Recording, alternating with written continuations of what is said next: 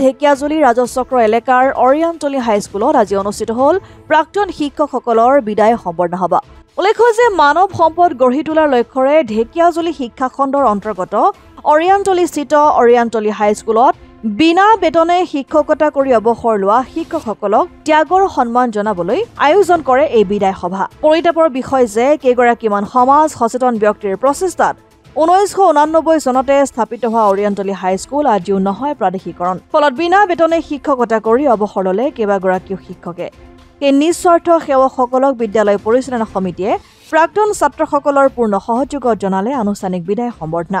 এই অৰিয়েণ্টলি হাইস্কুল পৰিচালনা সমিতিৰ সভাপতি ৰাণা প্ৰতাপ বৰুৱাই সভাপতিত্ব কৰা অৱসৰপ্ৰাপ্ত শিক্ষকসকলৰ বিদায় সম্বৰ্ধনা সভাখনিৰ উদ্দেশ্য ব্যাখ্যা ঢেকিয়াজুলি শংকৰ আজান মহাবিদ্যালয়ৰ অধ্যক্ষ তথা বিদ্যালয়খনিৰ প্ৰাক্তন ছাত্ৰ আজিজুল ইছলামে অৰিয়েণ্টলি হাইস্কুলৰ প্ৰধান শিক্ষক তথা অসম চৰকাৰৰ কৃতি শিক্ষকৰ বঁটা প্ৰাপক বিশ্বজিৎ পালৰ আহ্বানত বিদ্যালয়খনিৰ সহকাৰী শিক্ষক পুনাকান্ত বৰাই আধৰা উক্ত বিদায় সম্বৰ্ধনা সভাত অপ্ৰাদেশিকৃত অৰিয়েণ্টলি হাইস্কুলৰ অৱসৰপ্ৰাপ্ত শিক্ষক অজিত বিন্দু চক্ৰৱৰ্তী, স্বদেশ চন্দ্ৰপাল, ধীৰেন্দ্ৰ শৰ্মাৰ লগতে আলিমাবাদ এম ই স্কুলৰ অৱসৰপ্ৰাপ্ত শিক্ষক নজৰুল ইছলাম আৰু ৰেৱতী মোহন দাসক আনুষ্ঠানিকভাৱে বিদায় সম্বৰ্ধনা জনোৱা হয়। প্ৰতিটো বছৰে হাইস্কুল শিক্ষান্ত পৰীক্ষাত শিক্ষাৰ্থীৰে উত্তীৰ্ণ হৈ ছাত্ৰ ছাত্ৰীসকলে সুনাম কঢ়িয়াই অনা বিদ্যালয়খনি আজিও প্ৰাদেশিকৰণ নোহোৱাত সংবাদ মাধ্যমত ক্ষোভ প্ৰকাশ কৰে অসম জাতীয়তাবাদী যুৱ ছাত্ৰ পৰিষদৰ মুখ্য উপদেষ্টা তথা বিদ্যালয় পৰিচালনা সমিতিৰ সভাপতি ৰাণা প্ৰতাপ বৰুৱাই। লগতে বৃহত্তৰ অৰিয়েণ্টলি অঞ্চলৰ ছাত্ৰ ছাত্ৰীসকলৰ শৈক্ষিক বিষয়টো গুৰুত্ব প্ৰদান কৰি বিদ্যালয়খনত সেৱা আগবঢ়োৱা শিক্ষকসকলৰ ভৱিষ্যতৰ প্ৰতি নজৰ ৰাখি বিদ্যালয়খনিক প্ৰাদেশিকৰণ কৰিবলৈ মাননীয় মুখ্যমন্ত্ৰীলৈ আহ্বান জনালে ৰাণা প্ৰতাপ বৰুৱাই। আজি আমাৰ এই অৰিয়েণ্টলি হাইস্কুলৰ 3জনকৈ শিক্ষক অৱসৰ গ্ৰহণ কৰাত আজি আমি বিদায় সম্বৰ্ধনা অনুষ্ঠান আমি পাতিছোঁ।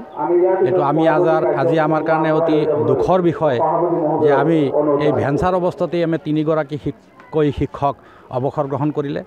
বিনা বেতনে গোটেই জীৱন আমাৰ এই অৰিয়েণ্টলি হাইস্কুলত শিক্ষকতা কৰিছে আৰু বৰ্তমান এই অৰিয়েণ্টলি হাইস্কুলত যিসকল শিক্ষক কৰ্মচাৰী কৰ্মৰত হৈ আছে তেওঁলোকেও ভৱিষ্যতৰ পিনে চাই যথেষ্ট বিপদৰ সন্মুখীন হৈও আৰ্থিক অনাটনৰ মাজেৰে বিনা বেতনত সকলোৱে বিদ্যালয়খনত যাতে ছাত্ৰ ছাত্ৰীক পঢ়াব পাৰে তাৰ কাৰণে তেওঁলোকে সচেষ্ট হৈ আছে।